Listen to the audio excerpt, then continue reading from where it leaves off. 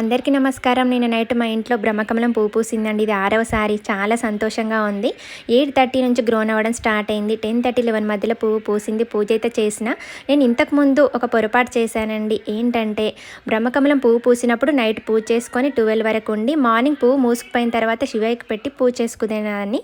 2 సార్లు గుళ్ళో కూడా ఇచ్చాను. కానీ అలా కాదంట. యూట్యూబ్లో ఒక వీడియో చూశాను. అది నిజమా కాదా అని ఇంకొక 4, 5 వీడియోలు చూసి కన్ఫర్మ్ చేసుకున్నాను. అదేంటంటే నైట్ పువ్వు పూసిన తర్వాత పూజ చేసి పువ్వుగా ఉన్నప్పుడే మనము కోసుకొని శివయ్యకు పెట్టి పూజ చేసి 12 లోపు పూజ చేసుకొని మొక్కుకోవాలి. అలా శివయ్యకు చాలా ఇష్టమని చెప్పారు.